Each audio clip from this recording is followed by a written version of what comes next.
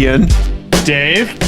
Today is one of those days, Ian. Thank you for letting me know when you hopped on that you got a grump going on.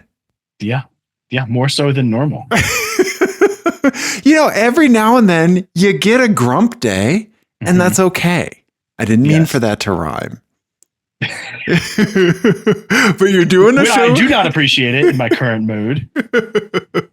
Rhymes do not make me feel better. I'm not here for whimsy. I do not like this hat. I do not want to know about the cat. Oh man! Are you coming around to the to the grumpy face cat picture that I showed you? Oh, I think it's very funny. Okay. It's very funny. Yes. I mean, I clearly see the resemblance. I get it. I understand. Yes. But you don't always like what you see in the mirror, right? I mean, it's I recognize it though. I understand it.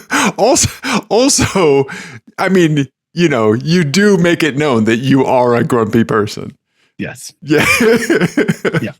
Uh-huh. And so tonight, Ian, whether it's a grumpy Ian through the whole show, whatever it is, I'm here for you. We're just going to have a show, buddy.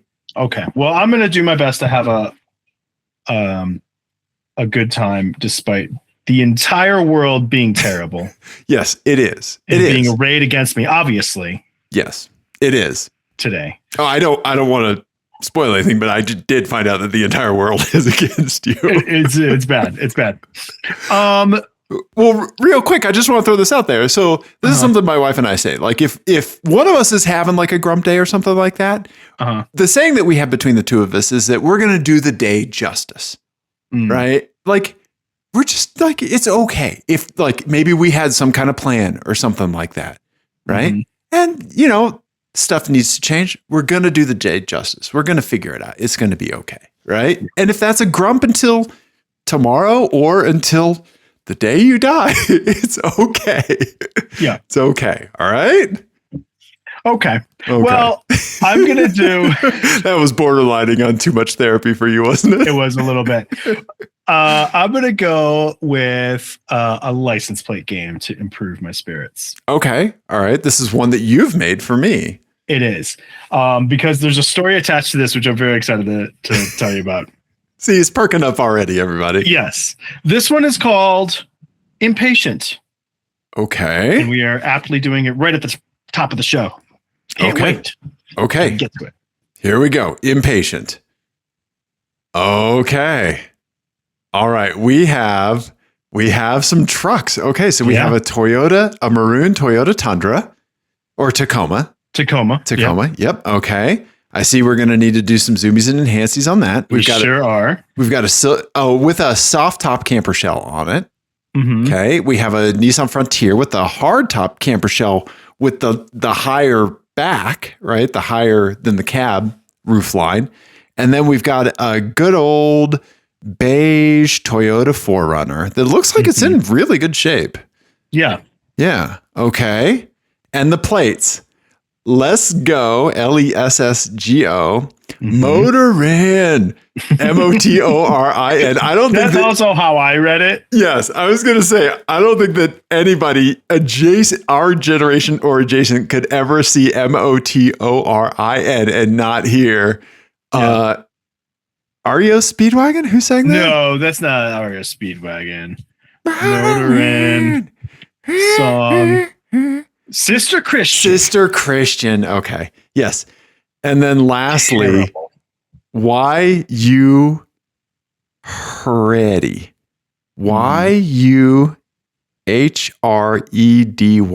Oh, I read this as ya ready. Ya ready? Okay. That's how I read that. But you might be right. Why ready? No, I think it's ya ready. I think it's ya ready too. I think you're correct. I think you're correct about you ready. Got to put the wrong tab. Okay, I'm back. Lock in, Ian. Okay, so zoomies and enhances. Yep, we're going straight for the taco. He's got a Rob Ford for for mayor. For mayor. Do you know who that is? The Canadian prime minister that was just an idiot? No, he was a mayor. He was the mayor of Toronto. Yeah, he was a moron. Who and his brother's still involved in politics, I believe, in national politics there. Yeah. But he famously had was addicted to cocaine and did a bunch of crazy shit while he was in office. Yeah. I was gonna say there's scandal. A bunch of drugs and partying and stuff like that with him. Yeah. Yes. Okay. Yeah. So it's every once in a while you see these stickers around and people being like, hey. Yep. Okay. And I mean, it is right next to a Grateful Dead sticker as well that isn't a square shape like a tab of acid. So, Right. This may be a recreational drug enthusiast. Yes, there you go. Yes. I have a feeling you are correct. Mm-hmm. Okay. And none of the plates are fish references, so I don't know what's going on here. Okay. Mm-hmm. Tundra base. Nissan Frontier. Yeah, Frontier. Yeah, just silver. We can all smell the interior. It's got the roof rack on top of the camper shell. There is a little bit of an Easter egg in this photo. Okay. In that you can see the driver. Oh. And I captured a moment that I don't think you can. What is this person doing? I think they're going ah. Oh, okay. It's either that they're either or they're or they're come on, or they're asleep. Additional context in this picture: there's a Honda HRV in front of them or something like that, right? Yeah, something like that. Yeah, CRV, and the door's open. So I'm wondering if they're come on, we're going somewhere, or now I can't get out of my spot because this person won't finish putting their stuff in their car and leave, or their door's open so it's impeding traffic. Yeah. Spoiler alert, I have additional context for this photo that we will see after. Oh, okay. Yeah. Okay. It's a Nevada plate. Huh. Okay. All right. That in no way helps you with the plate. Okay. Wow. And then we have just a bog standard 4Runner with some either fake beadlocks or real beadlocks. Mm-hmm. And I mean, it's the champagne-ish, beige-ish gold. Yeah. Looks really good though. Yeah, it does. It looks really good with the black wheels and dark tint. Mm-hmm. Yeah. And then and not the gold lettering. Yeah. Mm. It has a Pioneers plate. I assume that's some sporting team. Yeah, University of is that University of Denver? Are they the Pioneers? I don't know. Yeah. Universe. There's some melting snow on top of it. Yeah. They are the Pioneers. Okay. University of Denver? Mm-hmm. Okay. Got the rusty trailer hitch. Sounds like the worst sex move. Yeah, with the old rusty trailer hitch. Yeah, we're 3 for 3 trailer hitches on these cars. Okay. Mm-hmm. We got the Toyota dent in the bumper. It is. Yeah. Boy. Okay. So let's go motoring. Why? You ready? Okay. I think I am going motoring on the Tacoma. Okay.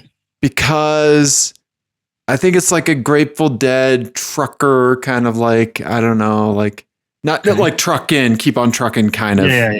Okay. Yeah, right? Yeah, keep on trucking is a common Grateful Dead slogan reference, right? I don't think so, but that's no? Okay. All right. Not trucker, over the road trucker driver. Mm-hmm. Trucker driver. So I'm going motoring on the Taco. Okay. I'm going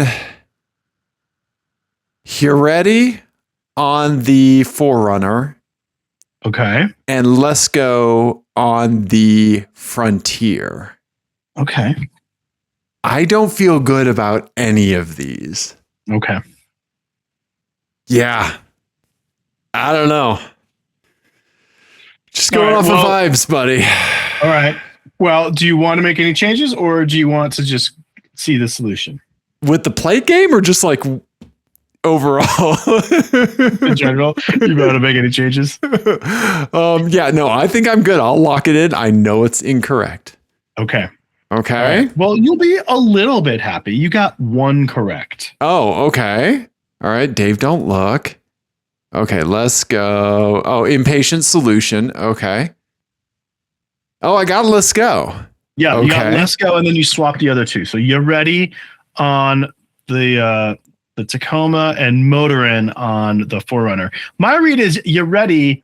I feel like you got to be ready for anything with this person. Okay. Okay. Right? You're ready might be, are you ready to depart or are you ready to take a trip? Right. Like a 3-day peyote bender. Right. Yeah, okay. Yeah. Anything in between. Yeah. Yeah. Okay. So that was a tough one. I admit.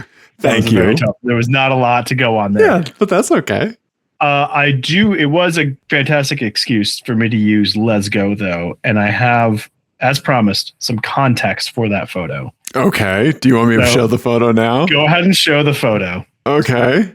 So you were indeed right that we were waiting. So here's what happened. Okay. I mentioned before the show to you that I had taken a long hike with my son's scout troop. We did 12 miles. We're doing a project where we section hike the Colorado Trail. Oh, yeah. Okay. Colorado Trail is like 400 miles. It's like 20 or 30 some segments. And then, so we're breaking it up. And the idea is this is like his first year scout. So if we do a few a year, by the time they graduate high school, they'll have done the whole Colorado Trail. Which is insane. That's the idea anyway. So we'll see. Yeah. Based on our experience doing basically the easiest section this weekend, I'm not so sure.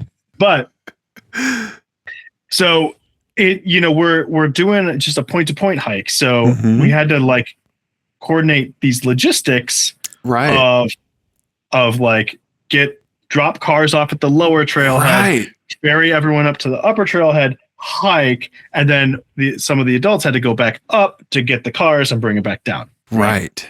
So this is at the point of the day where we finished the hike and we're 5 adults are crammed into one car to go get all of the other cars back at the other trailhead. No. And we're on one of those roads where it's the road.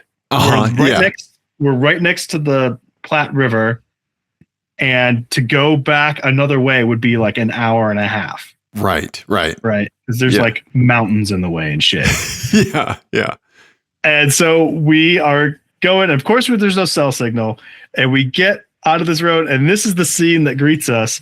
And you can see up on the left there is a Toyota Tundra. Yes. That is dangling off the side of the road. When we first arrived, that car was fully in the river. No. Yes. It was perpendicular, hanging down.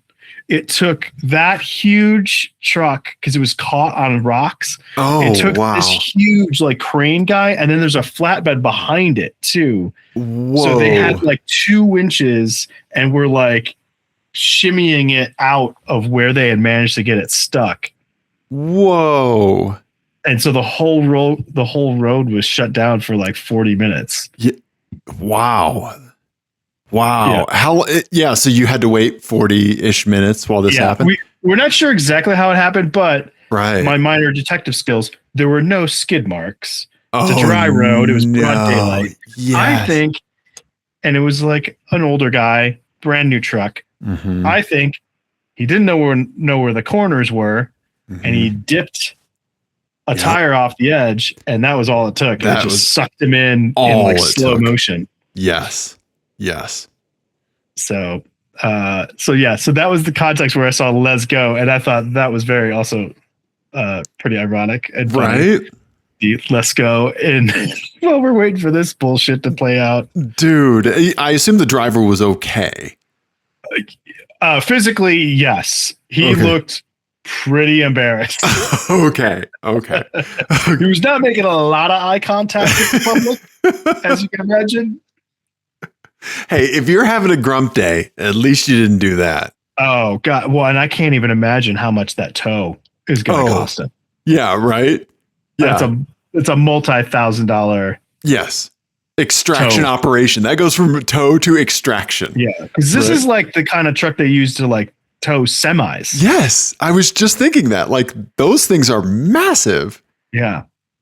Yeah. So, yeah. And for anyone who doesn't know, in Colorado, if you get yourself stuck in the mountains someplace, it is catastrophically expensive to get yourself unstuck. And something like this, or if you're off road, oh my God, there's like specialist companies that do nothing but go and tow people from like remote off road places. Yeah. It's a lot. And you pay for it. Mm-hmm. Yeah. Yeah. Yeah. If you have police involved and you have to shut down a road, oh my God. Yeah. Average cost of helicopter hiker rescue is what we're Googling. $5,000 and $10,000 for a few hours of operation. Mm-hmm. Air medical transport to a hospital can exceed $20,000 to $60,000. Yeah, I've heard a lot in like the $20,000 range for the mountains. Yeah, because the mountains just make everything more expensive. Yes. So, wow, dude, pretty crazy. So anyway, so we saw that, and of course we got back, and all the kids were like, "What took so long?" Right, we had to like show the pictures of the truck being like this, and they were like, "Wow!" Yeah. At least they could understand. Like you couldn't FaceTime Nico and tell him, but right, yeah, wow. So that was a little bit of my adventure. Yeah. I helped organize that hike, and I also, since I'm telling stories about this weekend, I rented a big passenger van, like 12 passenger van to help. You started a church. You got a church van? Yes. Okay. To help with the shuttling of the people. Okay. And it set a new record. I have a new record. I think Guinness Book of World Record. What do you mean? I was driving up to the mountains, and I was flicking through the information on the old dashboard. I took a picture of it. It is in the. It's going to be the tire pressure. Mm-hmm. What is it? No, 71, 72? 71 and 72 on the rear. Were they treating them as percentages to try to hit? I don't know. I really think that the people who maintain these cars they just stick the air hose on and then walk away to do other things. It's visual. That's right. That's the only assessment that's happening. Just vibes. Yeah. Right? Yeah. Does it look like a problem? Vibe inflating instead of vibe coding? Ian, they are. Yeah, 71 and 72. Dude, did you stop to bleed the tires? Or did nope. you? No. That's fine if it's my Fiat at autocross, Ian, when I want to get the tail whipping around. Well, but I didn't have an inflation kit with me either. So I was like, I don't want to have it be under. I will say it was real sketchy on some of the dirt roads I was on this weekend. Essentially because you're on pizza cutters. Yeah. It's crazy. You've turned the rear wheels into road bike tires. Mm-hmm. Yeah. Wow. So anyway. Dude, that's crazy. Uh-huh. Oh, okay. Well, I'm glad you're okay. I'm glad that guy's okay. Yeah. Yeah. I mean, he's embarrassed, but as he should be. But yeah. Fine. You should have just told your kids, and that guy didn't listen to his parents. Right. Yeah. He thought he knew better. Exactly. And look where that got him. He cried because he didn't get to watch Star Wars. Mm-hmm. Mm-hmm. Yeah. And that's why you always leave a note. That's exactly it. Yes. Uh-huh. Okay. All right. Well, Dave, I have exhausted my try to feel better content. Okay. What have you got for me? Okay, I'm going to show you something. I have only shown PETA a picture of this, and I've only shown my wife this. Okay. It's not. Wait, whoa. It's not what you think it is. Okay. Okay. But I have been working on something. All right. Okay. I have been thinking about a new way to help my friends at the track. Okay. And so I set out to make something that would be very useful. So I'm going to show you this. And I want you to, I think that you're going to get a lot of stuff at you all at once. Okay. Okay. And you and I think are both of the same mindset of like, oh my God, I don't know. I want you to kind of sit in it for a second when you see it. Okay. Cause I think I told PETA that besides marrying my wife and buying a blue vegan from an internet stranger, this may be the best thing I've ever done. And I'm not messing around. Like, I think I'm really passionate about this. Okay. And I'm not like setting up some bullshit joke. I will tell you that right now. I would not like do that. Okay. I don't. But yeah, I would be surprised if that's what you were doing. Right. Yeah. Yeah. Just a picture of my butt. It shows up. So I have to join. I will say, yesterday I started the sentence out kind of sincerely like that, and Jenny was like, "Are you doing a bit right now?" Yeah. Hey. And you know what? I was. I was going to say you were. You were Fred Armisen. You were. Okay. So let's say you're at the track. Okay. All right. Bluetooth GPS receiver. Right. This guy here is dual. Right. Little magnet mount. And Track Addict running on your phone. Okay. Okay. That's all you need for this. Okay. You don't need OBD2, but we'll talk about like what's next after I kind of show you this. So that's the setup. It's Track Addict on your phone and this GPS sensor. Okay. I'm nervous about this. I am. Okay. So I wrote an application. Oh, awesome. Okay. So it's kind of like it is a track telemetry analysis tool. Okay. That not only like puts all your Track Addict data in a much more usable format, but allows you to do crazy shit.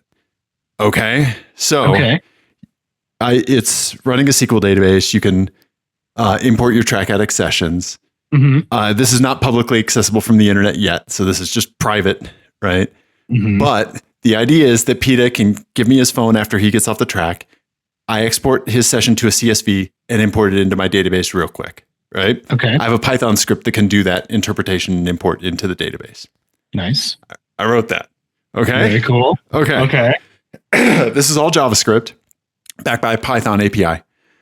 So let's see. So automatically when it loads your session, you have a session drop down here from the database. So I loaded a session from PETA, like the first big one we did in 2023 with his M3, and then one from Lemons in 25. Okay. When you pick your session here, it automatically loads your fastest lap. Okay. Nice. And you have lap times over here on the paddock side. Okay. These are all order fastest to slowest. Oh, cool. Okay. You click on a lap and it updates the path on the map. So it shows you the path that you took, the specific line that lap took. Oh, so if you like zoom in on a corner, you can compare lap to lap what you were doing in that corner. Exactly. Cool. Okay. Now, the big thing is, why is one corner faster than the other? Right? Why did this one feel good? Was this one faster? My lap time was slower. I was faster. We don't know, right? This is getting into specific corner analysis. Okay. So I have made these movable gates here. So I'm going to hide the lap times. All right. So you see this yellow and the cyan line here? Yeah. So you can scoot these gates around the track. Oh, okay. Okay. And so then these metrics here on the leaderboard down here show you your fastest time, your fastest lap for that specific gate. Okay. And so you can move these gates anywhere on the track, right? And you can add a comparison lap. So like, let's say here, lap 11 is the fastest this gate to gate. Okay. Mm-hmm. So we'll pick our current lap for 11. All right. You see the line change. Yeah. Right. And let's compare it to like lap 14. Right. So why was lap 11 faster than lap 14? You can see, it might be hard to see on your screen, but you can see deviation in the line. Oh, like yeah. You're a little bit tighter before the apex. You're a little bit wide after. So red is the fast lap and the dotted one is the comparison. Yeah. Red is current, dotted is comparison. Okay. When we did that, it automatically zoomed in to the speed versus distance graph and the time delta graph down here at the bottom. Oh, cool. Okay. Now, when we move the gates, when we move this telemetry slider, which we can do by arrows, this is every other GPS point. Okay. Right? Because there's like, I can't remember how many a second, but there's like a bunch a second. But you can see how granular this data is. Yeah. And over here, we have, this is your telemetry for the current lap and your telemetry for the compare lap for the closest spot on that line. Right. Right. So this isn't like, let's say you were 10 seconds slower, so the dot is behind. This is like actually what you were doing right then versus the other time that you were actually physically closest to that spot. Right. Okay. And so we can see here, we're already 2 miles an hour faster going in.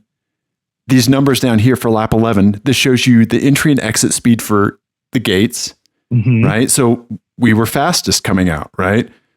But lap 20 here, the second fastest, we were actually a mile an hour faster going in and coming out. We had a 1 mile an hour average more, but with the fastest one, we traveled 1 meter less. I'm calculating the distance that you take through a turn too. Okay. See, this is something I always really struggle with too. Is figuring out like what that balance is. And I usually I am bad at adding distance when I don't need to. Yes. I overcorrect by adding distance. Yeah, me too. Right. Yeah. So then on top of that, we have our max G Latin longe for the gated section. So maybe we could see we didn't quite hit a max G, or we did, and that made us faster. Right. And then on this moving dot here in the center, I have a brake calculated. So a brake light illuminates when it detects that you're braking. And this is just by G-force. This is just an approximation calculation. For each car, we could actually adjust the variable that's used for this. Okay. Gotcha. Okay. Right. Because I'm already thinking about multiple cars, because your car is going to behave a little bit differently than PETA's. And we might need to have like a couple global variables that are set more for you than PETA. Yeah. Right. But you can see as we move this telemetry slider around, we can see a ghost white dot on that G-force meter. That's the comparison car location, the G-forces it was experiencing at that nearest location too.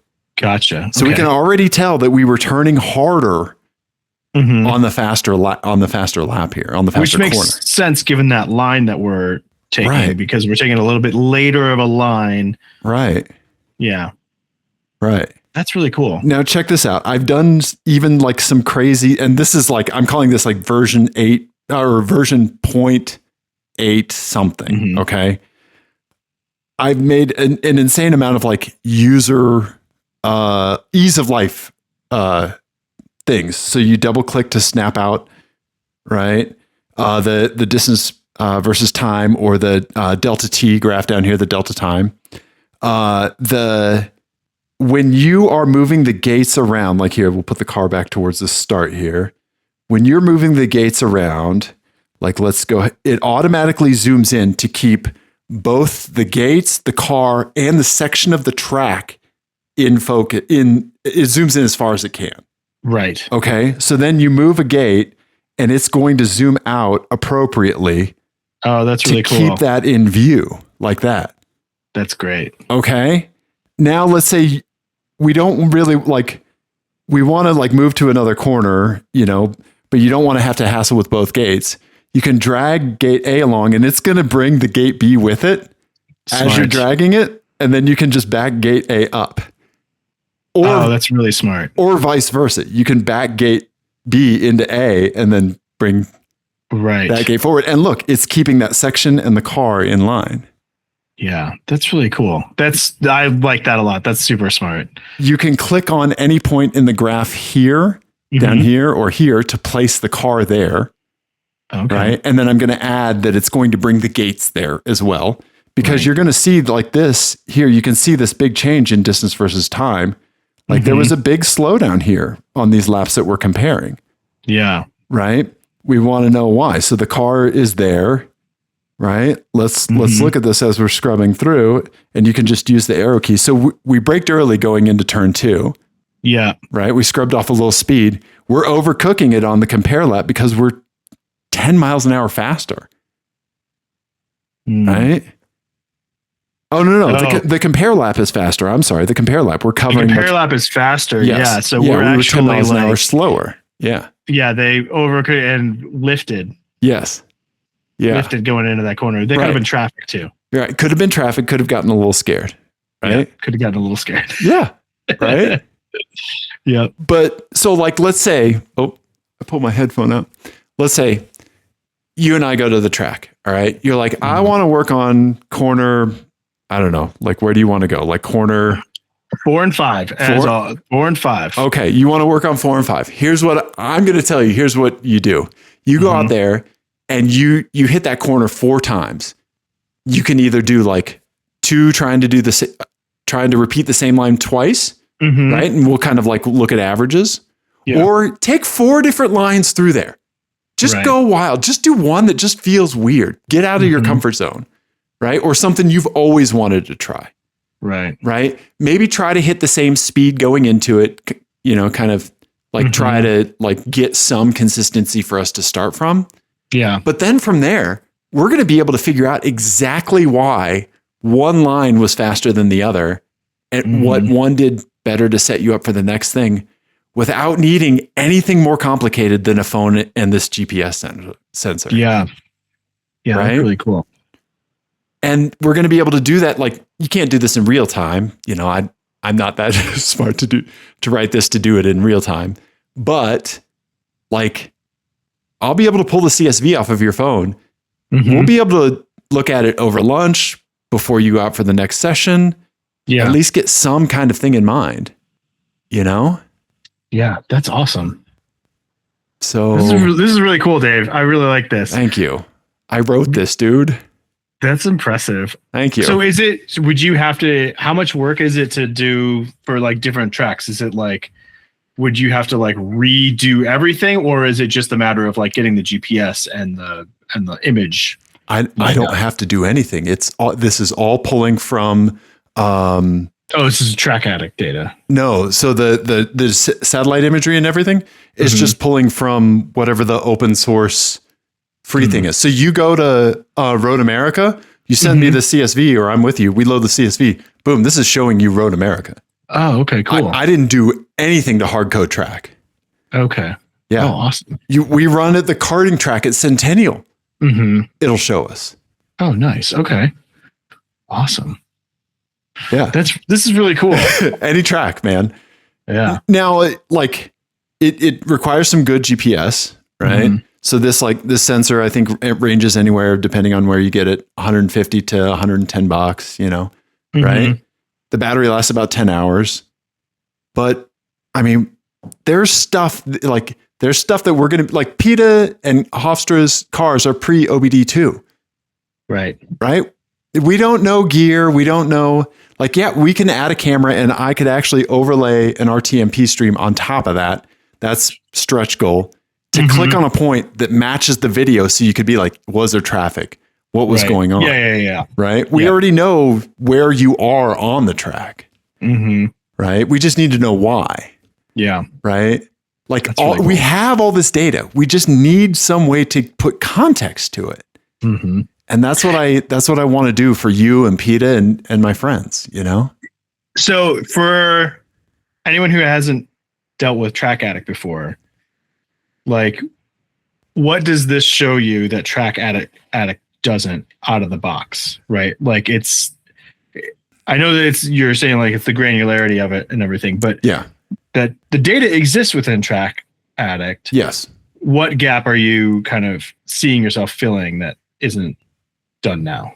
It is definitely like the honing in on specific corners, right? Like being able to set those parameters for where you start an evaluation versus another in a much cleaner fashion than Track Addict's like compare lap features, because you can compare, but the comparison, like it's all time based, right?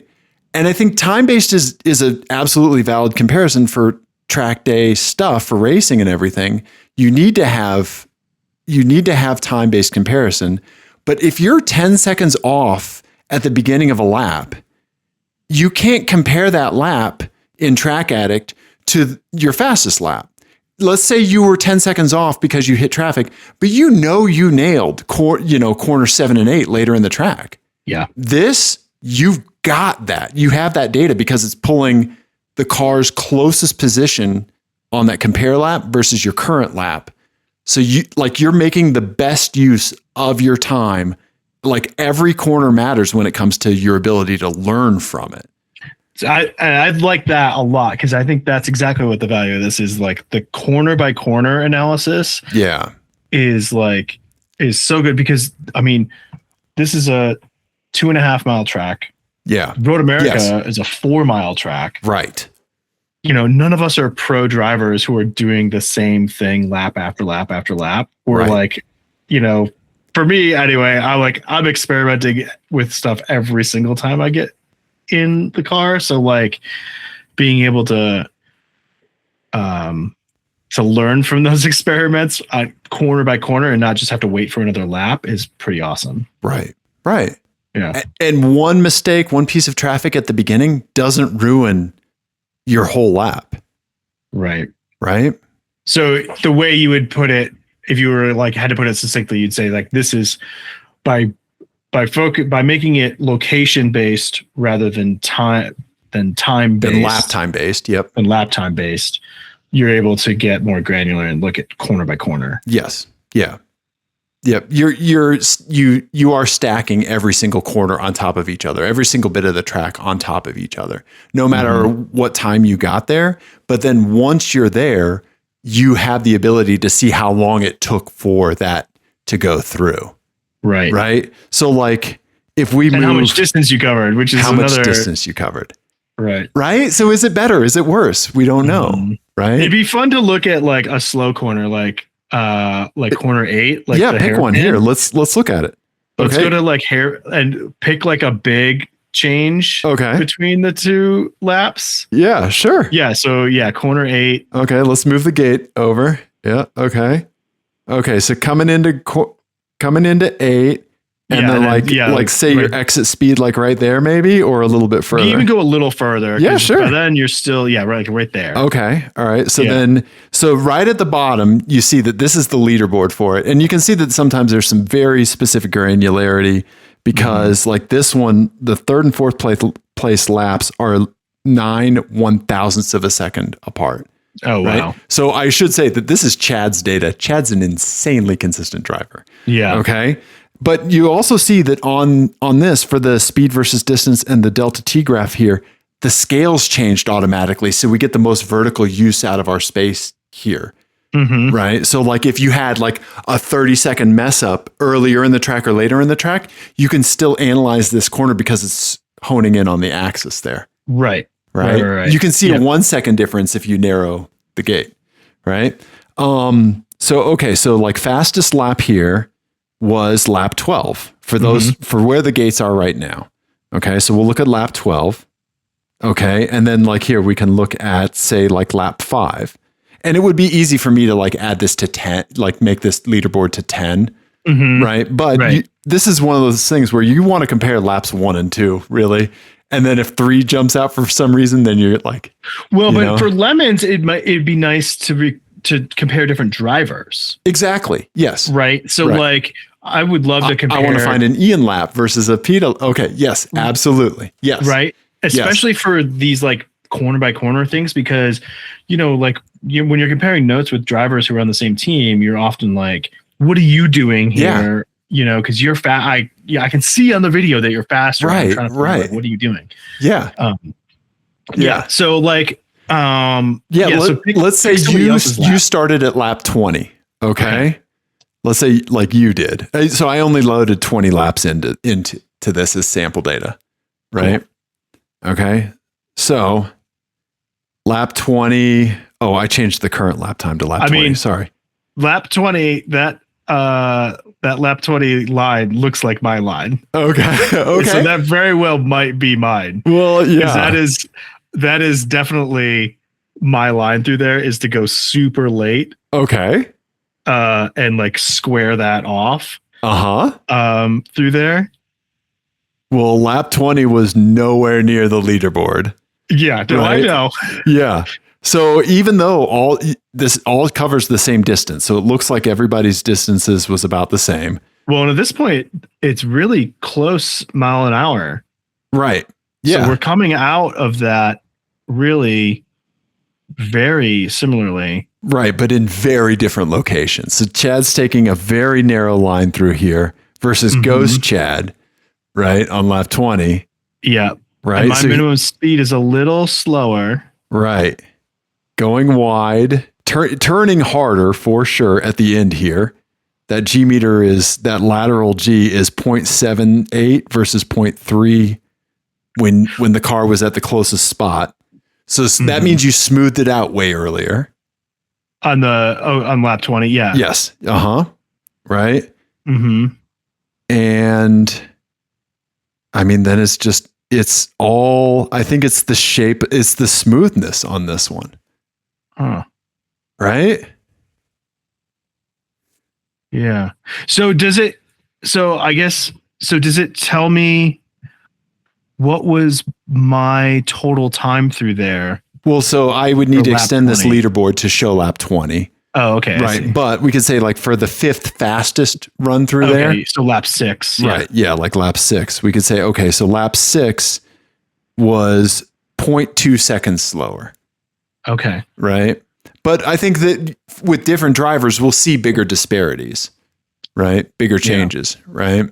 Can I put a feature update or a feature request in? I knew that you would. Yeah. Okay, so my feature request is keep it the top 5, but just replace the last line with whatever the compare lap is. Replace the last line of this like delta section down here with whatever of the time delta. So like whatever the compare lap that you select is, even if it's not in this leaderboard. Oh, okay. Oh, yeah. Put the data for that lap in the leaderboard. I will make a static compare lap piece. Yeah, so that you can always have the leaderboard and the compare lap. That's a good point. Yeah. Because then I could see what my actual time through that section was. Right. Compared to like how far off I was. Yeah, exactly. Like the top 5. Right. Yeah. Yeah. Okay. Versus having to scroll through however many laps you have to find yours. Right. Right. Okay. Yeah. Another thing that I'm going to do is I'm going to have it load the second fastest lap by default on as the compare when you load the session.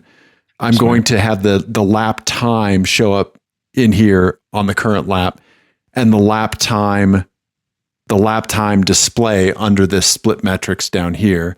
So you can see, even though the car was at this, doing this at this point, it was 5 seconds behind.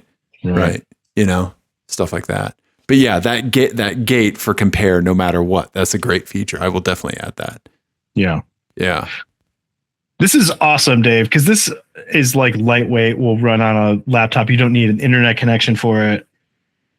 No, you don't need an internet connection. Yeah. And I mean, my plan is to just make it publicly accessible for my friends. And I'm going to put a web-based CSV uploader up there for you and just share the link with my buddies. Nice. Yeah.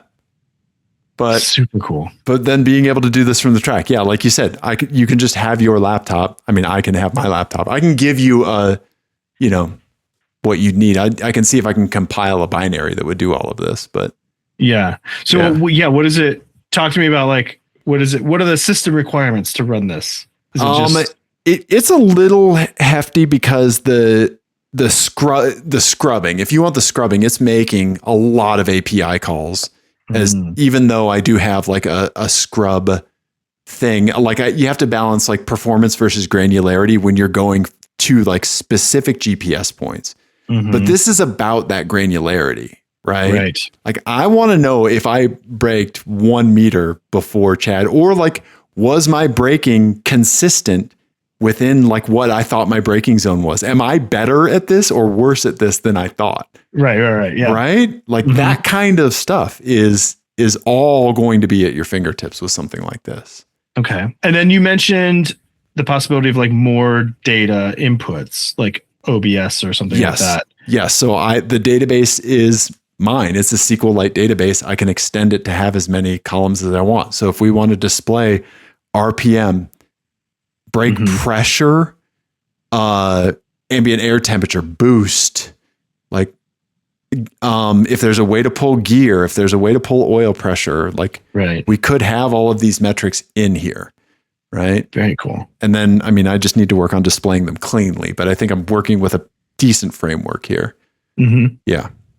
I think that awesome. I know I have used VI and I fucking hate VI. VI is the example of an insanely powerful, for anybody who doesn't know, VI on Linux and Unix is the most cumbersome and difficult text editor a new Unix or Linux user, even seasoned Linux folks, Unix folks, sometimes hate VI.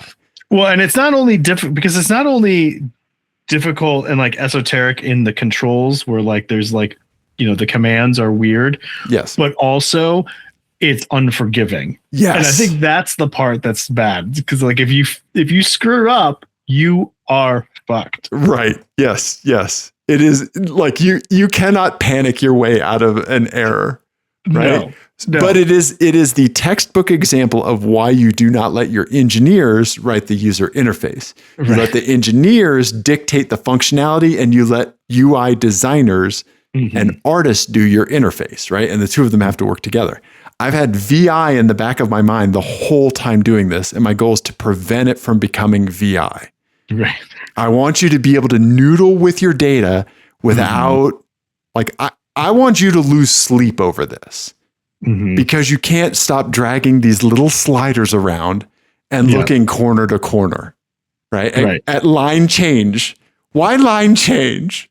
Line shouldn't change. Why not, you know?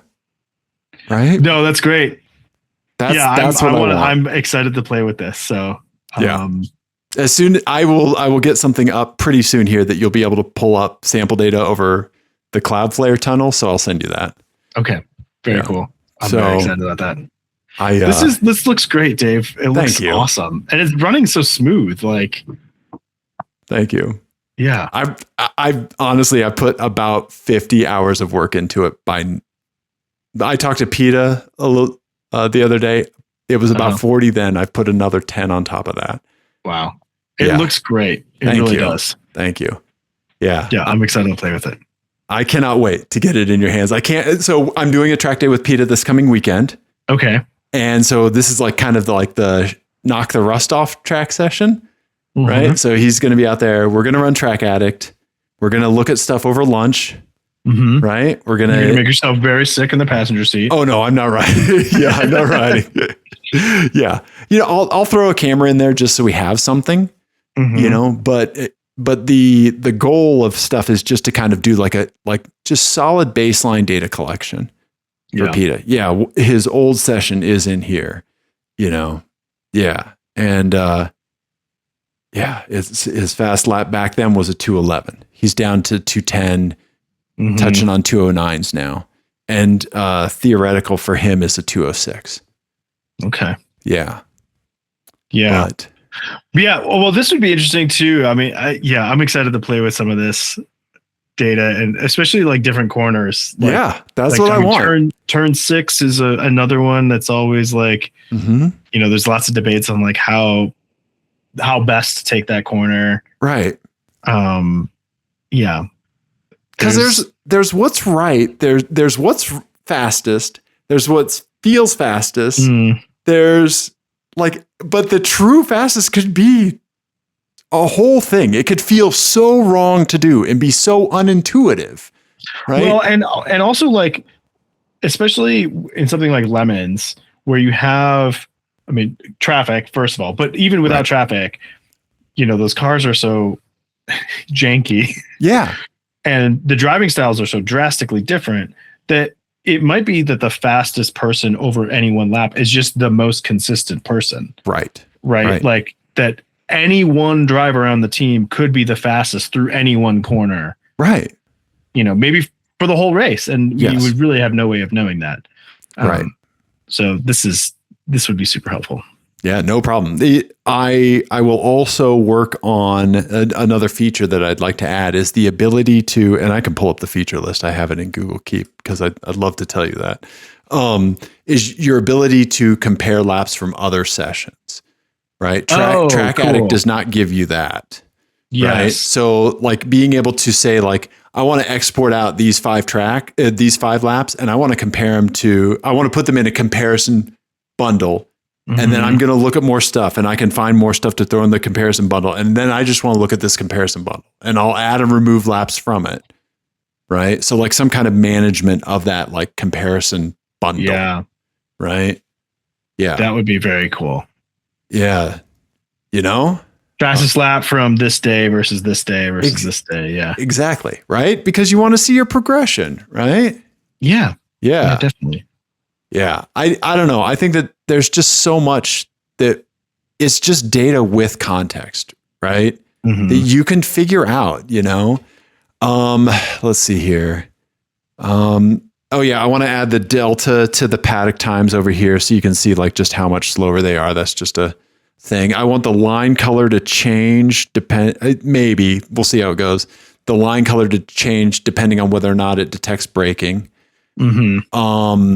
I want to add the ghost car to the comparison lap, and then the ability to turn off the ghost car to be time versus distance. Right. I want you to be able to click on the track to place the car instead of having to click on the graph down here, drag the slider. A help menu so people that don't know how to read these graphs, including me sometimes, can find that.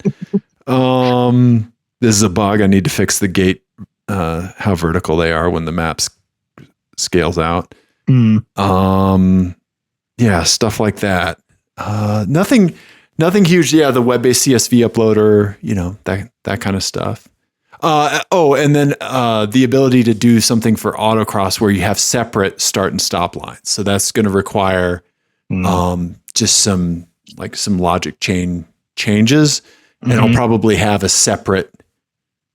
whole separate web instance that's basically this, but a little different, tweaked just for autocross. Right. Okay. Yeah. But I think that web-based CSV uploader will be clutch because if I do it right, you won't even need a laptop. You will just be able to do it straight from your phone and then have this. I haven't looked at this on a mobile. I assume it's a fucking nightmare. I coded this for no mobile adaptability at all. This is all you need, a browser and some decent resolution to look at this stuff by design, Right. And I don't want my friends to have to pay $500 for Solo Storm or anything like that to get good data. I don't want you guys to have to do that. Right. Like I found my purpose at the track, like helping like wrench on the cars and, support the team, be a sounding board or voice of reason for questions and conversations and facilitating that kind of stuff. And then capturing data, whether it be video and live streaming, like to show you guys your work and like the cool stuff that you're doing. I think this is that next thing that I can bring to helping somebody. Yeah. I mean, this is pretty rad. Like all I want to do, like I never thought that my happiest place at the track would be on the sidelines, would be in the pits, but it is, right? Like I love autocross, but I don't want to do track stuff, but I still want to be there and I want to help my friends. And I'm finding such an insane amount of reward in what I've done so far. And this specifically. This is super cool. Thank you. This is really cool. Thank you. I will send you a link as soon as I can get something, even if it's just with this data, so you can just noodle. Yeah. I like my gears are turning with feature requests. Yep. Yeah. I'll share the Google Keep note with you so you can add them. Yeah. Okay. Yeah. All right. I love it. Yeah. So there you go, man. Get your brain cooking on stuff, because this has been therapy for me too, man. Like locking in on this has helped me not think about shitty stuff that's going on. So yeah. So I don't want anybody to steal my idea either. So, but if somebody does and they make it better, fucking awesome. Because then me and my buddies will be able to use it at the track. I don't plan on charging or making money off of this. I don't want to do that. I may just open source the whole thing and put it on GitHub so everybody can do their own thing. I don't know. We'll see. Yeah. You know?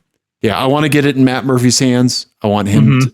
him to use it at some track days and stuff like that to see if he finds benefit in it. You know, but ultimately it will be you and PETA and Hofstra and you know, my friends telling me if they find benefit in it or not. And if you don't, that's okay. Right? Like we got to try. Just trying makes me feel better, you know? But I so strongly feel that like you and PETA and Chad and Hofstra are some wildly talented drivers beyond my talent at the track.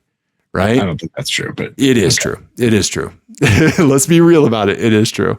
And I think that like I'm helping in the way that I can, and I love it. It makes me happy. So, well, this is awesome, Dave. You should be very proud. And thank you. I'm very excited to see what happens with it from here. Thank you, man. Yeah. I don't have a name for it yet, other than I just internally call it Vroom, but Vroom's already copyrighted 900,000 different ways. So, right. Yeah. Okay. I'll noodle on a name. Yeah. And I don't think I could call it Track Addict. Track Addicted. Yeah. Track Addicted. Yeah. Yeah, addict track. Right. So yeah, so that's what I've been doing, dude. Okay. If it seems like I've been locked in and maybe away from stuff for a little bit more than usual, that's why. Okay. Yeah. Well, this is really cool. Thanks, very man. Impressive. Thank you, buddy. Yeah, I was super excited to show it to you. Yeah.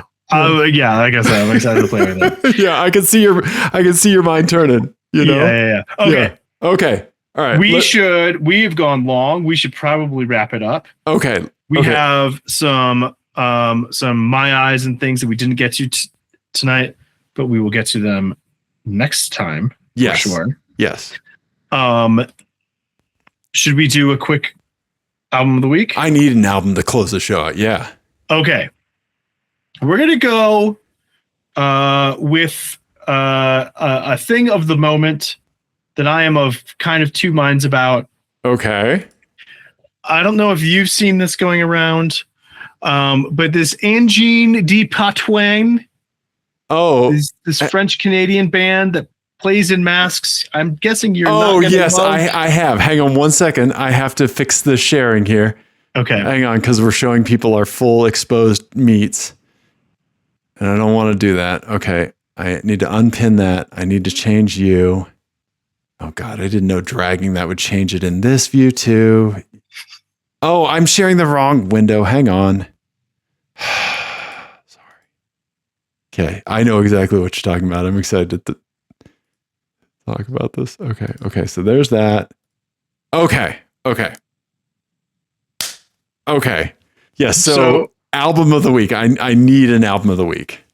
Okay, so we're gonna go kind of discoursey today. We're gonna do one that's been in the air for the last few months, and we haven't really talked about this. Okay. Partly, I've been nervous to bring it up because you have a well-documented dislike of people in masks. I do. And this band's whole kind of thing is their mask and situation and their costume situation. Yes. But it's Angine de Poitrine. Yeah.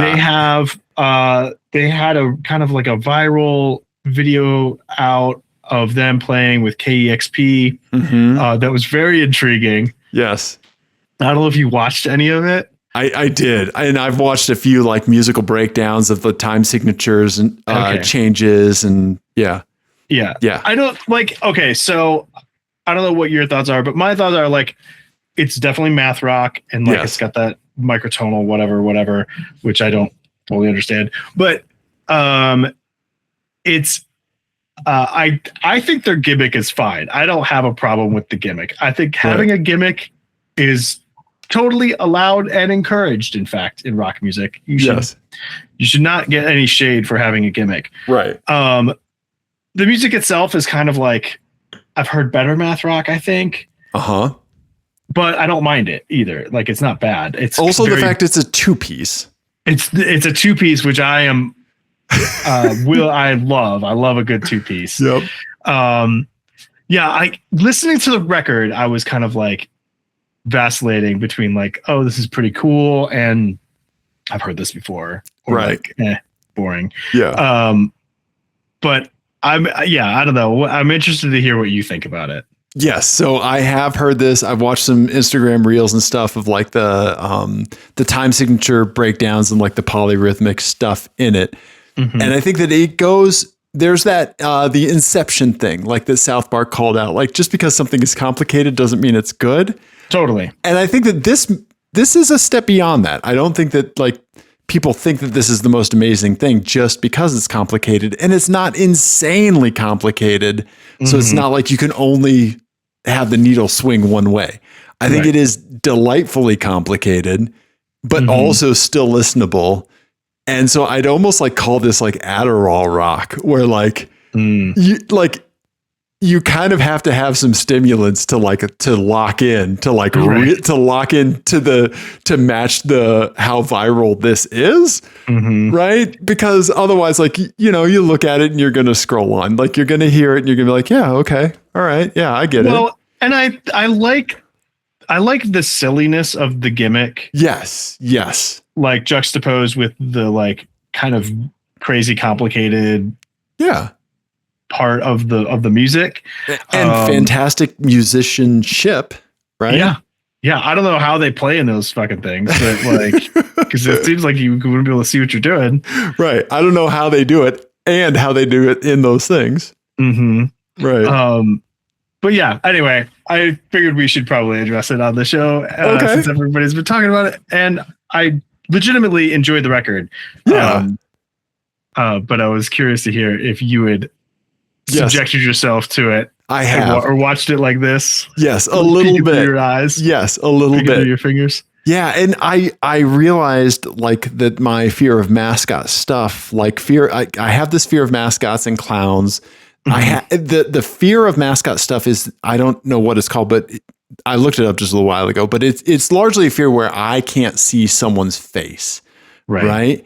And this, I keep looking over at it and like I can make sense of the shapes, but like I don't want to stare at it, Right. Okay. And I kind of found the limits of where that fear is for me, because I love that comedian Dana Gould, right? And he does this thing where he dresses up like Dr. Z from Planet of the Apes and interviews people. Right. And I know it's Dana Gould, and he's fucking hilarious because he's one of the greatest comedians of all time. And that I'm able to get past the ick for that. I can't like follow his Dr. Z account or watch the videos that he puts up from like the Largo Theater and stuff like that. But I can make it through an Instagram reel. Like, I'm not quite there with these guys. Like, I can't. If like John Spencer and Danny Carey from Tool, like if it was turned out that it was two of them, I could watch some of it. Yeah, I would just know that yes, that was them. Interesting. You know, yeah, it's weird. It's a legit phobia. I don't know. Yeah. Like I almost beat the shit out of an Easter bunny at the Aurora Mall one time. I know we've gone long, but I could tell you the story real quick about how I knew it was a real fear. Do you want to hear it? Yeah. 10 seconds. I was 22 years old, questioning whether this was a real fear in me or not. Walking through the Aurora Mall near Easter. Mall was dead. The Easter bunny was like walking. The person dressed up in the Easter bunny costume was walking the other way. It was the Easter bunny. Yeah, it was the Easter bunny, right? And I saw them coming, and I got freaked out. And then when I was close to them, the thought that I had in my head was, it's either me or him. That's not a thought I ever think, Ian. That's what showed up in my head when I was 1.5 feet away from a dude making minimum wage in an Easter Bunny costume. Yeah. I thought it's either me or him.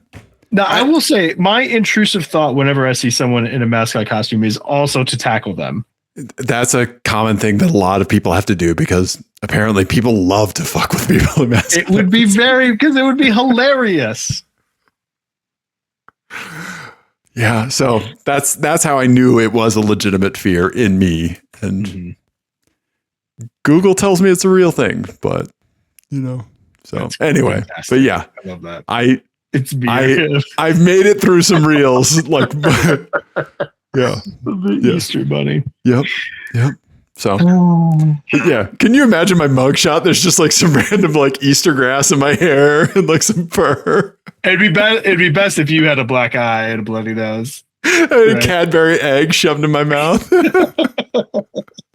I'm just holding the mascot head. The person's not in it. Yeah. They're fine. They kicked my ass. Yep. Yep. Yeah. So anyway, car podcast. 720-515-1391. Send us your stories of almost beating up beloved children's Easter mascot. Yeah. apexadjacent at Gmail. I'm on the Blue Sky Apex Adjacent. Everybody, thank you. We love you. Goodbye, Buckeyes.